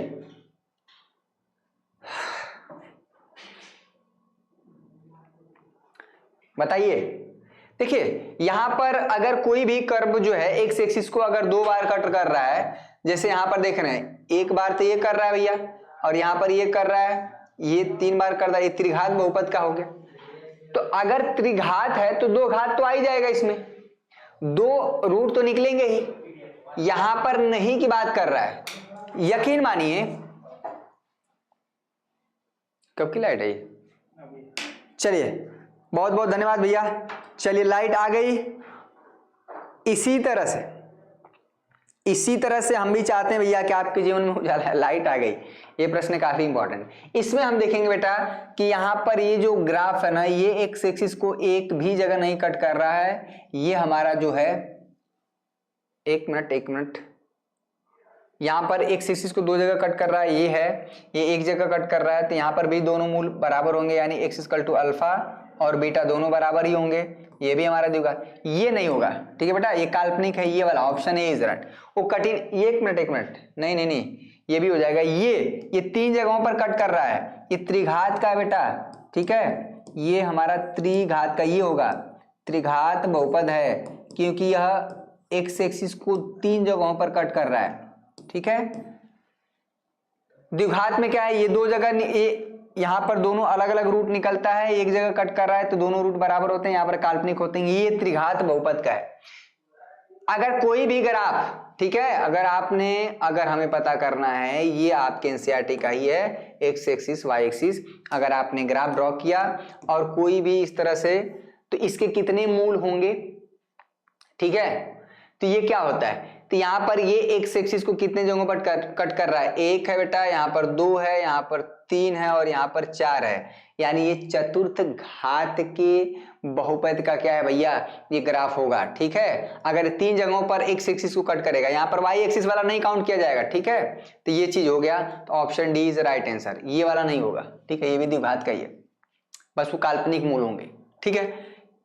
चलिए, ग्राफ में एफ के शून्यांक को, ये भी कभी कभी पूछा गया है, आपके एनसीईआरटी का ही सवाल है, पूछा गया भाई, ठीक है, समझ में आ रहा है, यहां पर कोई समस्या भाई, ठीक है। आपकी 30 से 35 मिनट क्लास अंधेरे में चली, लेकिन अब तो उजाला आ गया ना भाई, अब तो उजाला आ गया। कह रहा है क्वेश्चन नंबर 48 की बात कर रहे हैं, कह रहा है कि यहाँ पर ये जो इसका हमने ग्राफ दिया है, ग्राफ में एफ के शून्यांकों की संख्या पूछ सकता है, या ये भी बोल सकता है मूलों की संख्या बोल सकता है भैया, मूलों की संख्या पूछ सकता है, मूलों की संख्या, ठीक है, ये पूछ सकता है मूलों की संख्या, ठीक है। तो इसमें हमने वही बताया कि एक्स एक्सिस को जहां पर कट कर रहा है, 8 ये हो जाएगा, 8 ये हो जाएगा, 8 ये हो जाएगा, ये वाला काउंट नहीं किया जाएगा। सिर्फ और सिर्फ कोई भी ग्राफ एक्स अक्ष को कितने बिंदुओं पर प्रक्षेद कर रहा है, प्रक्षेद करे या टच करे, ठीक है, एक ही बात हुआ। एक्स अक्ष पर कितने बिंदुओं पर कर रहा है भैया, 3 बिंदु पर। एक्स अक्ष पर कितने बिंदुओं पर प्रक्षेद कर रहा है, 3 बिंदु पर, ठीक है, 3 बिंदुओं पर, 3 बिंदुओं पर क्या है कर रहा है, 3 बिंदुओं पर प्रतिच्छेद कर रहा है, ठीक है, प्रतिच्छेद कर रहा है। देखिए एक्सप्लेनेशन भी आपको हम दे रहे हैं, कर रहा है, तो इसलिए क्या होगा, इसकी शून्यकों की संख्या कितना हो जाएगी, 3 हो जाएगी। हालांकि इसमें विकल्प नहीं दिया है, मैं आपके सामने रख दिया हूं, ठीक है। अगर 2 जगहों पर कटिंग करेगा तो 2 शून्यांक होंगे, ठीक है। अगर 4 जगहों पर करेगा तो 4 शून्यांक, कौन सा पद, 18। ये सवाल देखिए, बहुत इंपॉर्टेंट क्वेश्चन है। चलिए उल्टा सवाल हो गया, क्वेश्चन नंबर 49 सभी बच्चे सॉल्व करेंगे। इसी तरह के आपके सवाल बहुविकल्पी में देखने को मिलेंगे घुमा फिरा के, और ये क्वेश्चन कोई बच्चा तुक्के से नहीं लगा सकता जब तक उसका कॉन्सेप्ट क्लियर ना हो। समझ में आ रहा है, जब तक उसका कॉन्सेप्ट क्लियर नहीं होगा नहीं लगा सकता है इस सवाल को, ठीक है भैया, क्या माजरा है, ठीक है। आपने देखा होगा, देखिए ये हमारा पहला पद है जो 3 है बेटा, इसको सवाल समझिएगा, 3 है, 8 है, यहाँ पर 13 है, ठीक है, 5 जोड़ दें 13, 5 18 हो जाएगा, 18 5 यहाँ पर 23 हो जाएगा, इस तरह से चलते जाएंगे। तो कह रहा है कि ऐसे लिखते लिखते जाएंगे तो किस नंबर पे 78 आएगा, ठीक है। ये चीज अगर आप फिर से, ठीक है, बहुत दिक्कत है, फिलाइट का, ठीक है, इसको बुझा दीजिए, ठीक है बेटा।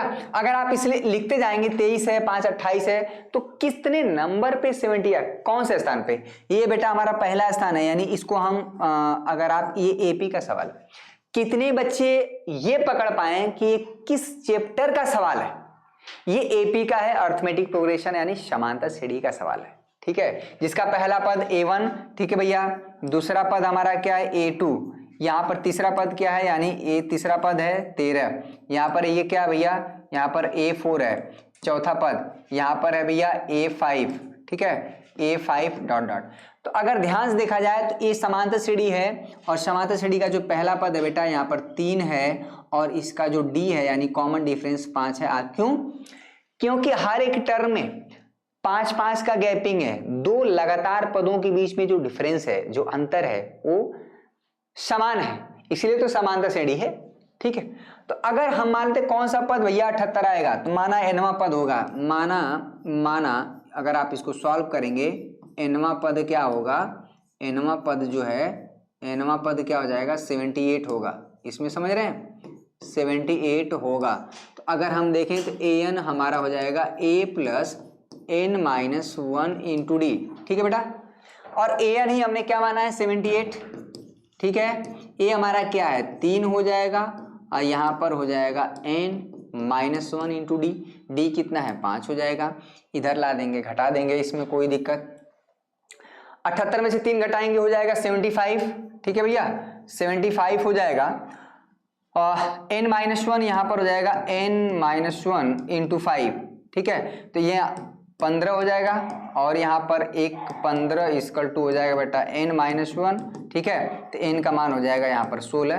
कितने बचे जल्दीबाजी में कर देंगे 14 और यहाँ पर 14 नहीं, option B is right answer. समझ में आया? इसमें कोई समस्या भाई? ठीक है, समांतर श्रेणी का जो nवां पद ही हमारा क्या होता है आखिरी पद होता है, यही तो फार्मूला हमने यूज किया है, ये फार्मूला यूज किए भैया समांतर श्रेणी का। तो ये 78वां पद पूछ रहा है, मतलब 78 किस स्थान पे आएगा, तो वो 16वें स्थान पर आएगा। आप लिख के देख सकते हैं। ठीक है, 5वें स्थान पर ये आया है, छठे पे क्या आएगा 23, 5, 28 ऐसे लिखते जाएंगे। 16वें स्थान पर 78 आएगा, n का मान हो जाएगा 16। समझ में आया? ये समांतर श्रेणी का सवाल है। ठीक है, ये हमारी श्रेणी क्या है भैया, ये हमारी समांतर श्रेणी है। ठीक है, ये प्रश्न में बोला ही नहीं है कि ये समांतर श्रेणी, आपको समझना पड़ेगा कि ये समांतर श्रेणी है। क्यों? क्योंकि ये समांतर श्रेणी में पहला पद 3 है और जो डी है, डी क्या है इसमें 5 है और दो लगातार पदों के बीच में जो अंतर है वो समान है। समांतर श्रेणी के पहचानने का बस एक ही तरीका है बेटा कि आप दूसरे पद में से, ठीक है, A2 में से आप A1 करेंगे तब भी ये बराबर आएगा, A3 में से आप A2 करेंगे तब भी बराबर आएगा, यहाँ पर A4 में से आप A3 करेंगे तब भी बराबर आएगा, यहाँ पर बेटा A5 में से आप A4 करेंगे तब भी बराबर आएगा, और ये सब के सब को हम D बोलते हैं। ठीक है, ये चीज आपको समझ में आया। समांतर श्रेणी की प्रॉपर्टी है, यही पहचान है। ठीक है, 500 लाइक मैंने रखा भैया, 500 प्लस लाइक का टारगेट मैंने रखा है। चलिए फटाफट जल्दी से कर दीजिए भाई, सभी बच्चे फटाफट एक बार लाइक कर दें। ठीक है, संजीवनी बैच में जो बच्चे अभी तक नहीं जुड़े, मैं बार बार कह रहा हूं, बहुत जबरदस्त रिस्पांस मिल रहा है बच्चों का। किस तरह से जुड़ना मैं ऑलरेडी बता चुका हूं। ये फलाना का एक अद्वितीय हल है, यूनिक सॉल्यूशन क्या होगा बताइए। अलग अलग टाइप से क्वेश्चन पूछा जाता है, इससे तो सवाल बनना ही बनना है। पेपर में आप बैठिएगा तो कहेंगे सुधीर सर क्या ही बता दिया। अभी भले आपका मेरा महत्व नहीं समझ में आएगा, लेकिन आप जब पेपर में बैठेंगे तो आप कहेंगे। ठीक है, दो समीकरण यहाँ पर है बेटा, x minus 2y equal to है यहाँ पर 3, समीकरण नंबर 1 हो जाएगा। दूसरा क्या भाई 3x है प्लस यहाँ पर my है बेटा, और यहाँ पर कांस्टेंट टर्म है हमारा उधर। ठीक है, तो जरा बताएं कि इस समीकरण का अद्वितीय हल का कंडीशन क्या है, यूनिक सॉल्यूशन का कंडीशन क्या है। जब, ठीक है, जब हमारा क्या हो जाता है भैया a1 अपान में, अब x लिखा है ना भाई, x लिखा है तो ये कहीं ना कहीं 1 गुणते x है। मेरी बात समझ में आ रही है, 1 गुणते x है। तो जब यहाँ पर हो जाएगा 1/3, ये बराबर नहीं होता है b1 अपान में b2 यानी -2 अपान में भैया m। तो कह रहा है यही कंडीशन होता है ना, याद आ रहा है कि जब a1 अपान में a2 नॉट इक्वल टू हो जाता है b1 अपान में b2, ये केस क्या होता है, ये केस होता है बेटा अद्वितीय हल का, यूनिक सॉल्यूशन का। ये अद्वितीय हल का भी कंडीशन होता है, याद आ रहा है। चलिए भाई सभी बच्चे एक बार फटाफट वीडियो को लाइक कर दें। आपने अंधेरे में भी पढ़ा है, इस बात के लिए आप जरूर लाइक करेंगे। तो m का मान क्या रहा है, देखिए m का मान, इसमें सॉल्यूशन क्या होगा, तो m हम क्रॉस मल्टीप्लाई, देखिए कितने बच्चे सुने कि कैसे सॉल्व होता है, कितने बच्चे यहीं पे घबरा जाएंगे कि सॉल्व कैसे होता है भाई।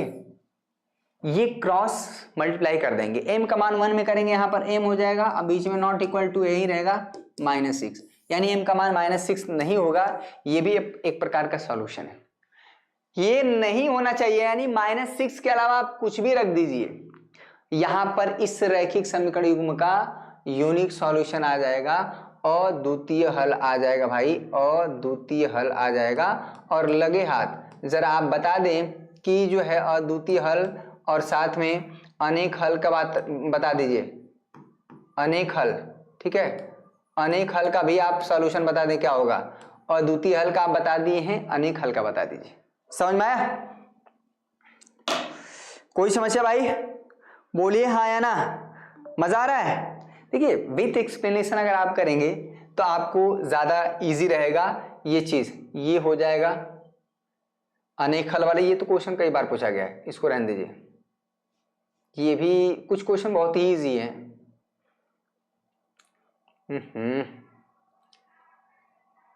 चलिए एपी और पीबी, पी क्यू और बीसी, ठीक है ठीक है। ये सवाल देखिए, इस सवाल को देखेंगे, ठीक है, इस सवाल को देखेंगे कई तरह से। एक्चुअली में ये हमारा बेसिक प्रोपोर्शनलिटी थ्योरम है, ठीक है, बेसिक प्रोपोर्शनलिटी थ्योरम ट्रायंगल में है। हालांकि यहाँ पर हम बता देते हैं कि जब भी कह रहा है कि 59 में कह रहा है कि त्रिभुज एबीसी के आधार बीसी के समांतर रेखाखंड पीक्यू खींचा गया है। ये जो लाइन है बेटा ना, ये जो लाइन है इसके समांतर है। मेरी बात समझ याद आ रहा है? यानी जो पी क्यू है बेटा वो समांतर है किसके? ये भुजा बीसी के।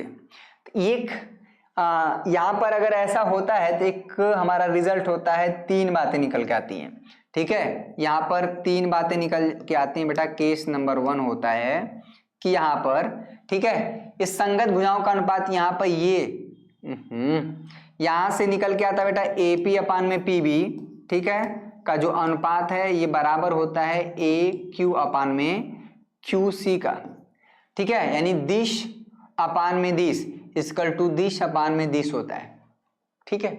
ये समझ में आया? हाँ, पी क्यू, एपी और पीबी का अनुपात। अच्छा, यही नहीं, इसमें और भी होता है कि ये जो एपी का अनुपात है यानी एपी अपान में पीबी का जो अनुपात है ना बेटा, ये अगर आपने ये पी क्यू अपान में, अच्छा पी क्यू अपान में बीसी, एक मिनट, ठीक है, ये अभी पढ़ाया नहीं है ना, इसमें 2 चैप्टर अभी पढ़ा दे तो ज्यादा सही रहेगा, क्योंकि ये अंधेरे में तीर चलाना हो गया। एपी और पीबी का अनुपात तो निकल जाएगा, लेकिन फिर वही बात है 1:3 आएगा, ठीक है, 1:3 आएगा। लेकिन अभी इसमें क्या है, कई चीजें। चले मैं 2 चैप्टर पढ़ा देता हूं। त्रिभुज वाला चैप्टर है बेटा, ठीक है, एक त्रिभुज वाला सवाल फंसता है, त्रिभुज एवं, ठीक है, एक वृत्त वाला, वृत्तों से संबंधित नहीं, वृत्त का जो कॉन्सेप्ट है। ये 2 चैप्टर अभी बचे हैं, इसको मैं करा दे रहा हूं एक ही लेक्चर में। सभी बच्चे कमेंट करके बताएं भाई इसको करा दिया, क्योंकि इसमें छोटे छोटे थ्योरम है और कुछ क्वेश्चन है। कमेंट करके सभी बच्चे बताएं कि सर हाँ इसको करा दीजिए, ठीक है। सभी बच्चे एक बार कमेंट करके बताएं कि इसको सर क्वेश्चन सॉल्व करा दीजिए, तो मैं करा दूंगा। क्वेश्चन नंबर 59 इसको रहने दीजिए भाई, ठीक है, क्योंकि 2-3 क्वेश्चन यहाँ पर देखने को मिल रहे हैं बार बार, ठीक है। ये सारे क्वेश्चन अगर कर लेंगे तो काम हो जाएगा। करा दिया जाए ट्रायंगल वाला, क्योंकि ये परिमाप है, ये वही चीज है, फिर से बार बार वही करना पड़ेगा। ये तो बहुत आसान क्वेश्चन है। हाँ, एक्स अक्ष पर स्थित बिंदु फलाना फलाना से समदूरस्थ है, बिंदु का निर्देशांक होगा। ये सवाल कई बार पूछा गया है, कई बार पूछा गया है, और इसका जो कॉन्सेप्ट है बच्चे बार बार भी गलत करते हैं। लगता है कि बहुत हलवा प्रश्न है, लेकिन हलवा प्रश्न ही गलती हो जाता है। कह रहा है कि एक्स अक्ष पर, मैं बार बार कहा हूं कि कोई भी बिंदु अगर एक्स एक्सिस पर है बेटा, देखिए कलम गिर रही है, यानी सवाल काफी महत्वपूर्ण है भैया, सवाल काफी महत्वपूर्ण है। ये एक्स एक्सिस है बेटा, यहां पर ये एक्स एक्सिस है, और ये क्या है, ये वाई एक्सिस है। मेरी बात समझिएगा, ठीक है, ये नेगेटिव एक्सिस है और यहाँ पर ये नेगेटिव वाई एक्सिस है। मेरी बात समझ में, ये मूल बिंदु है, ठीक है। तो एक्स अक्ष पर स्थित कोई भी, और एक्स अक्ष पर हमेशा क्या होता है, एक्स अक्ष पर अगर आप कोई भी बिंदु मानेंगे, एक्स अक्ष पर आप दिमाग में बैठाइए, एक्स अक्ष पर होता है भैया हमेशा y कोऑर्डिनेट क्या होता है, 0 होता है। x अक्ष पर हमेशा क्या होता है, ये y कोऑर्डिनेट 0 होता है। तो x एक्सिस पर अगर कोई बिंदु आप लेते हैं, मान लीजिए x, 0, उसका y कोऑर्डिनेट हमेशा 0 होगा। और इस प्रश्न में जहां पर y कोऑर्डिनेट यहाँ पर 7 दिया है तो कभी भी नहीं होगा, और ये कभी भी होगा ही नहीं, क्योंकि बिंदु x एक्सिस पर है। x, अरे भैया x अक्ष बोले या x एक्सिस बोले, ठीक है, ये एक ही एक्सिस का मतलब होता है अक्ष, ठीक है। तो ये चीज तो होगा नहीं। अब जो लड़ाई बची -7,0 होगा कि 7,0 होगा, क्योंकि ये B और C ऐसे बिंदु हैं जो x अक्ष पर हैं। तो ये प्रश्न में बोला है कि ये बिंदु P x एक्सिस पर इस तरह से है कि जो इस बिंदु, मान लीजिए A, इसका फिगर बनाना नहीं है, बस ये समझाने के लिए बना रहे हैं। 2, -5 है बेटा, और एक बिंदु जो है ये हो गया, एक बिंदु यहाँ पर B है बेटा, एक बिंदु B है जिसका निर्देशांक -2,9 है। मेरी बात समझ में आ रही है, -2,9 है, ठीक। तो ये जो हो जाएगा, यानी ये बिंदु जो P है, बिंदु A और B से समदूरस्थ है, यानी बराबर दूरी पे है। दैट मीन्स कि हमें जो PA बराबर है बेटा PB, ठीक है। और PA कैसे निकालेंगे, यानी दो बिंदुओं के बीच की दूरी, समझ में आ रहा है। डिस्टेंस बिटवीन 2 पॉइंट्स, दो बिंदुओं के बीच की दूरी निकाल दीजिए, बहुत आसान है।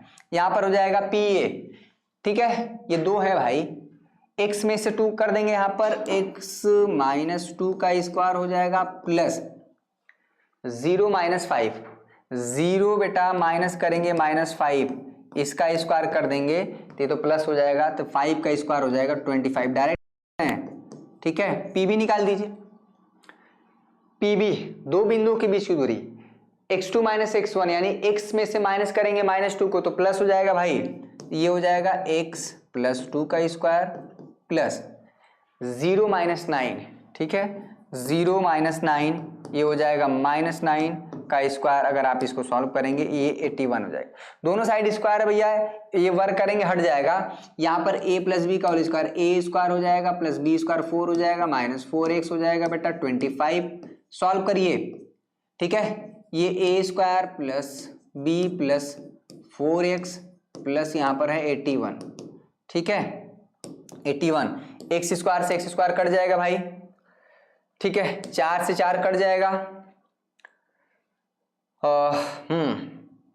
4x इधर लाएंगे तो ये -8x हो जाएगा, और है भैया यहाँ पर 81 है, -25 है, यहाँ पर हो जाएगा 6, 8, ठीक है, यहाँ पर हो जाएगा 5, x का मान आ जाएगा -7। x का मान क्या आ जाएगा भाई, -7, यानी बिंदु हमारा -7,0 होगा।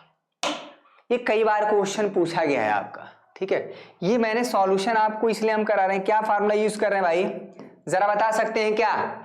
दो बिंदुओं के बीच का दूरी सूत्र यूज किया जा रहा है, डिस्टेंस बिटवीन 2 पॉइंट। क्या होता है, अगर दो बिंदुओं के बीच का दूरी, अगर ये चीज याद होना चाहिए, x2 - x1 का स्क्वायर भाई प्लस y2 - y1 का स्क्वायर, यही चीज है ना दो बिंदुओं के बीच की दूरी, ठीक है, ध्यान देंगे, ये बहुत इंपॉर्टेंट है। अगर यही प्रश्न बोल दे कि y अक्ष पर है, ये बिंदु y अक्ष पर हो, तो आपका आंसर अलग हो जाएगा, ठीक है। चलिए 66 हो गया, दो बिंदुओं के बीच का दूरी ये तो निकल जाएगा, इसमें बहुत ज्यादा दिक्कत नहीं होगा। इस तरह के सवाल गलती आप क्यों करते हैं, क्योंकि आपने देखिए गलतियां होती है इसमें भी। एक बिंदु A है, समझिएगा, एक बिंदु -1,3 है बेटा, ठीक है, और एक बिंदु B है जिसका पॉइंट जो है 5,2 है। इन दोनों भी बिंदुओं के बीच की दूरी पूछ रहा है, डिस्टेंस बिटवीन दिस 2 पॉइंट्स। आप गलती ना हो, मैं बार बार कहता हूं कि इसके सर पर आप कर दीजिए x1, y1, ठीक है, और इसके आप सर पर कर दीजिए x2, y2। ये चीज करेंगे तो कभी भी गलती नहीं होगा, ठीक है।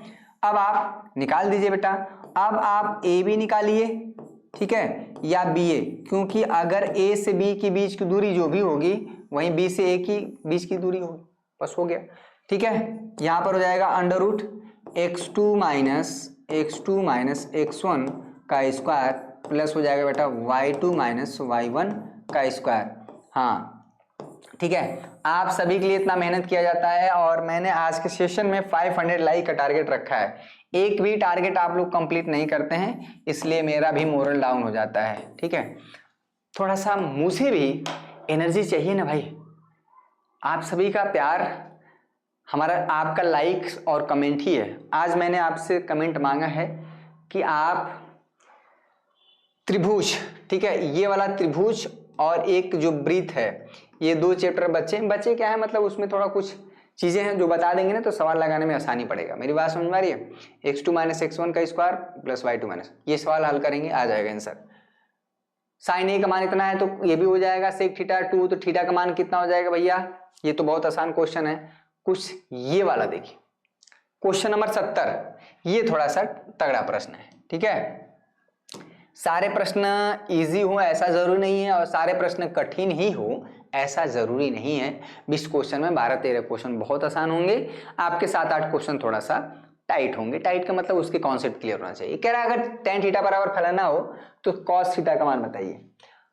एक त्रिकोणमितीय अनुपात दिया हो और बाकी सब निकालना हो, क्या करते हैं? चलिए सभी बच्चे एक बार वीडियो को लाइक कर देंगे। सभी बच्चे चैनल पे नए हैं तो चैनल को सब्सक्राइब कर ही लीजिएगा, ठीक है। यहां पर अगर आप देखेंगे बेटा, अगर आप एक राइट एंगल जो साइन थीटा हो, कॉस थीटा हो, टेन थीटा हो, कोई थीटा हो, वो हमेशा राइट एंगल ट्रायंगल में ही अप्लीकेबल होते हैं। हम यहाँ पर अपने सुविधा के लिए यहाँ पर मान लेते हैं 90 डिग्री और ये है P है बेटा, ये P है, Q है, ये R है, ठीक है। इसको हम tan थीटा मान लेते हैं और tan थीटा बराबर आपको पता है बेटा, यहाँ पर tan थीटा बराबर क्या हो जाएगा, यहाँ पर दिया है, अगर इसमें tan थीटा लगाएं तो यहाँ पर हो जाएगा RQ अपान में PQ। मेरी बात समझ रही है? समझिएगा, tan थीटा हमारा क्या दिया है 2AB अपान में ये है A square minus B square, ठीक है। यानी अगर हम इसमें देखें तो tan थीटा लंब अपान में आधार, ये हो जाएगा 2AB और यहाँ पर कहीं ना कहीं हमको दिया है A माइनस B स्क्वायर। मेरी बात समझ में आ रही है? इस फार्मूले से tan थीटा बराबर क्या था, लंब अपान में आधार, यानी लंब दिया है 2AB, उसमें x लगा देते हैं तो उसको लगाने की जरूरत नहीं है अभी फिलहाल, बहुविकल्पी प्रश्न है ना। तो अगर जरा tan थीटा के हिसाब से मैंने ये निकाल दिया तो ये निकल सकता है क्या, पाइथागोरस थ्योरम लगा के निकल सकता है क्या, जरा बताएं। तो ट्रेंगल जो है निकल सकता है भाई, ट्रेंगल PQR में अगर वो निकल जाए तो हमें cos थीटा का फार्मूला यहां पर देखिए, cos थीटा बराबर क्या हो जाएगा, आधार अपान आधार क्या हो जाएगा, A square minus B square और कर्ण का फार्मूला हो जाएगा PR, ठीक है। तो पहली बात तो एक चीज आप दिमाग लगा सकते हैं कि इसमें A स्क्वायर माइनस, क्योंकि फार्मूला जो पूछा है cos थीटा का, cos थीटा बराबर क्या होता है, आधार अपान में यहां पर कर्ण, ये हमारा कर्ण है, ठीक है। और जो आधार का मान है वो है A square minus B square, और यकीन मानिए A square minus B square सिर्फ और सिर्फ ऑप्शन बी में है और आप आंख मूंद के यही आप लगाएंगे, यही आएगा, ये देखिएगा लगा दे रहे हैं। पहले PR आप निकाल दीजिए, PR का क्या स्क्वायर हो जाएगा भैया, PR यानी कर्ण का स्क्वायर, बाकी शेष दोनों भुजाओं के वर्गों के योगफल के बराबर होता है। A स्क्वायर माइनस B का स्क्वायर हो जाएगा प्लस 2AB का स्क्वायर, यहाँ पर 2AB का स्क्वायर पाइथागोरस थ्योरम से, कर्ण का स्क्वायर बाकी शेष दोनों भुजाओं के वर्गों के योगफल के बराबर होता है। अगर यहाँ पर देखेंगे बेटा PR स्क्वायर, ये हो जाएगा A के पावर 4, ठीक है, इसका स्क्वायर कर देंगे तो B के power 4 minus 2A square into B square plus यहाँ पर क्या हो जाएगा बेटा 4A square into B square, ठीक है। 2 का वर्ग करेंगे 4, A स्क्वायर B स्क्वायर, ठीक है। ये हो जाएगा PR स्क्वायर हो जाएगा A के पावर 4 प्लस B के पावर 4, अगर A प्लस माइनस घट जाएगा बेटा यहाँ पर हो जाएगा 2A square into B square, ठीक है। ये चीज़ ये कहीं ना कहीं अगर आप देखेंगे बेटा, ये जो है यहाँ पर A square plus B square का ये होल स्क्वायर है, ये कहीं ना कहीं देखा जाए तो A square plus B square का होल स्क्वायर है, यहाँ पर स्क्वायर है बेटा तो ये P स्क्वायर हटेगा तो इधर अंडर रूट आ जाएगा, ठीक है। ये आपको प्रैक्टिस से करना पड़ेगा, स्क्वायर हटता है तो आपको क्या हो जाता है, ये A square plus B square, यानी जो कर्ण है ये आ जाएगा बेटा A square plus B square. सभी बच्चे एक बार वीडियो को लाइक कर देंगे, ठीक है, मजा आया। तब अब इसी में अगर cos थीटा पूछा तो ये निकल जाएगा, sin थीटा पूछेगा 2AB अपान में A स्क्वायर प्लस B, कुछ भी पूछे निकल जाएगा, कितने बच्चे यहाँ पर गड़बड़ा गए होंगे कि ये कैसे होगा। देखिए a के पावर 4 को आप लिख सकते हैं क्या बेटा, a स्क्वायर का स्क्वायर, b के पावर 4 को आप लिख सकते हैं क्या, b स्क्वायर का स्क्वायर, प्लस यहाँ पर क्या है बेटा 2a square into B square. तो यही तो है, a square plus B square plus 2ab, a square की जगह यहाँ पर ये है। ठीक है, ये हमारा फार्मूला किसका है, ये है बेटा a square plus B square का स्क्वायर, ये आपका फार्मूला है। इसलिए आपको यही कंफ्यूजन हो जाएगा, अगर होना होगा तो, अदरवाइज समझ गए होंगे तो कोई दिक्कत नहीं। ठीक है, तो ये 70 क्वेश्चन, बाकी इसके शेष क्वेश्चन मैं अपडेट करा दूंगा ऐप में, आप थोड़ा अपने से भी ट्राई करेंगे। हालांकि 150 क्वेश्चन से ज़्यादा है, 2 दिन में मैंने 70 क्वेश्चन कवर कराए विथ एक्सप्लेनेशन। जो क्वेश्चन ईजी थे मैंने उसको हटा दिया, और जो क्वेश्चन थोड़ा सा लगे कि ये कराने लायक है तो मैंने उससे कराया विथ एक्सप्लेनेशन। उसमें उससे रिलेटेड जो भी चीज़ें हो सकती थी मैंने उसको भी बताया। यहाँ पर अगर हम इसी प्रश्न में बोल दें कि साइन थीटा बताइए, तो साइन थीटा आप क्या बता देंगे भैया, साइन थीटा क्या हो जाएगा, साइन थीटा बराबर लंब का मान हो जाएगा 2ab, और यहाँ पर कर्ण हो जाएगा a square minus B square. तो ये भी आपका ऑप्शन मौजूद है, 2ab अपान में a square plus B square, ये ऑप्शन डी हो जाएगा। मेरी बात समझ रही है। अगर यहीं पर अगर हम ये बोल दें कि सेक थीटा जरा बताइए, तो सेक थीटा अगर आप निकल पाएंगे तभी जब आप क्या हो जाएगा कॉस थीटा। ठीक है, कॉस थीटा यहां से क्या हो जाएगा भाई, कॉस थीटा यहां से हो जाएगा आधार यानी a square minus B square अपान में कर्ण कितना हो जाएगा भैया a square plus B square. अगर कॉस थीटा निकल गया तो सेक थीटा निकल जाएगा। सेक थीटा क्या हो जाएगा भैया, सेक थीटा यहाँ पर हो जाएगा a square plus B square अपान में a square minus B square. बस हो गया। तो इसमें क्या पूछ रहा है ये इंपॉर्टेंट है। ठीक, चलिए अब हम नेक्स्ट लेक्चर में बेटा, नेक्स्ट लेक्चर में हम डिस्कस करेंगे जो 6 अंक वाले प्रश्न आपको 3 करने हैं, 6 अंक वाले प्रश्न, यानी हम लॉन्ग क्वेश्चन की बात करेंगे, लॉन्ग क्वेश्चन की बात करेंगे, लॉन्ग प्रश्न की बात करेंगे। ठीक है, ये चीज लॉन्ग क्वेश्चन की बात करेंगे। ठीक, तो आज के लिए बस इतना ही। बहुत बहुत धन्यवाद आप सभी का। जय हिंद, जय भारत।